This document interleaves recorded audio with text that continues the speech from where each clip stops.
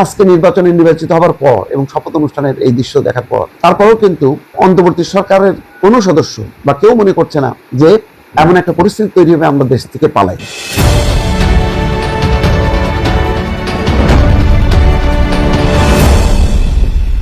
দেখাই আপনাদেরকে, দেখেন ভিডিওটা দেখেন।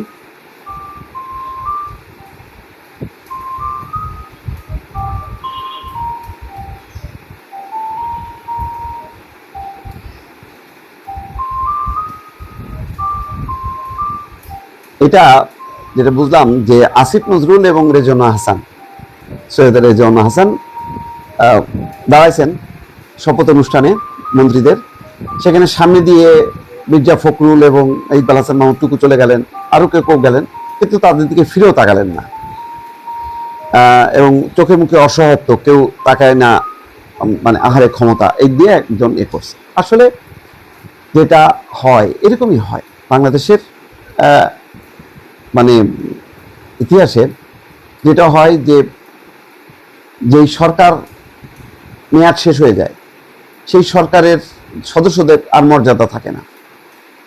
তাও তো আমি বলবো যে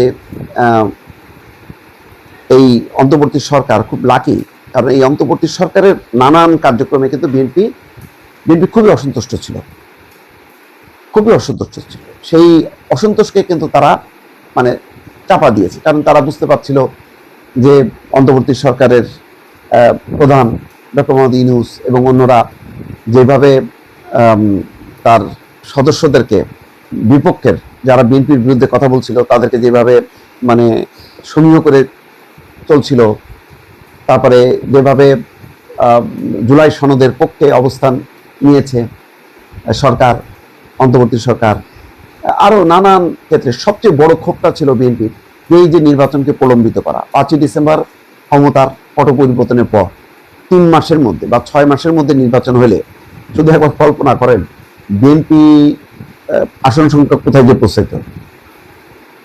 আমার ধারণা যে 270-80-তে যে ঠেকত, 20টা আসন জামাতের পক্ষে বের করাও কঠিন হয়ে যেত। কিন্তু দেরি হয়েছে এবং একটা বলা হয় যে এটা স্পেস নাকি ইউনূস সরকার তৈরি করে দিছে যে জামাত এবং এনসিপি যাতে দল, একটা তো হলো নতুন দল তারা গোছাবে, আর একটা হলো যে সারা দেশব্যাপী যাতে সফর টফর করে সাংগঠনিক অবস্থা স্ট্রং করতে পারে। কারণ তারেক রহমানকে বলা হচ্ছিল তার নিরাপত্তা নেই, সেই নিরাপত্তার একটা ভয় দেখানো হচ্ছিল, যার কারণে তারেক রহমানও আসছিল না। এইদিকে নেতা কর্মী পর্যায়ে নিয়ন্ত্রণটা ঢিলা হয়ে গেছিল, ফলে চাঁদাবাজি, দখলবাজি, দুর্নীতি, নানান রকম যেগুলি মানে আওয়ামী লীগ যেই জিনিসগুলি থেকে টাকা পয়সা উপার্জন করত বা ঘাট টাট ইজারা টিজারা নিত, সেই জায়গাগুলো তারা সরে, যে ওই জায়গায় তারা লোকাল বিএনপিকে সামনে এনে তারা আস্তে করে সরে গেল। তো এই বদনামটা তারা ক্যাম্পেইন করা শুরু করলো জামাত ইসলাম, ইসলামী আন্দোলন, এনসিপি তারা। অথচ এনসিপি নিজেও কিন্তু সরকারের থেকে এবং সরকারের বাইরে তারা নানা রকম চাঁদাবাজির মধ্যে জড়ায় গেল। ওইটা কিন্তু হাইলাইট না করে জামাত ইসলাম এবং ইসলামী আন্দোলন বারবার ফোকাস করতে থাকলো এবং তারা সেরা দুর্নীতিবাজ, 5বার চ্যাম্পিয়ন, এই কথাগুলি কিন্তু বলা শুরু করলো জামাত এবং ইসলামী আন্দোলন। ইসলামী আন্দোলন বাদ দিলাম, কিন্তু জামাত ইসলাম কিন্তু ছাড় দেয়নি, একেবারে ছাড় দেয়নি। অথচ এই জামাত ইসলাম ছিল বিএনপির সরকার সঙ্গী, জোট সঙ্গী, আন্দোলন সঙ্গী। এত কিছুর পর হঠাৎ করে তারা হাত মুখ মুছে একেবারে মানে পুত পবিত্র হয়ে গেল এবং বলা শুরু করলো যে বিএনপি দুর্নীতিবাজ। তো এইভাবে বলতে বলতে পরিস্থিতিটা এমন একটা হাইপ তোলা হলো এবং সোশ্যাল মিডিয়াতে খুব বড় ধরনের কয়েকজন ইনফ্লুয়েন্সার তাদের পক্ষে মানে কোমর বেঁধে নামলো এবং এমন একটা পরিস্থিতি তৈরি করলো যে জামাতই ক্ষমতায় চলে আসে।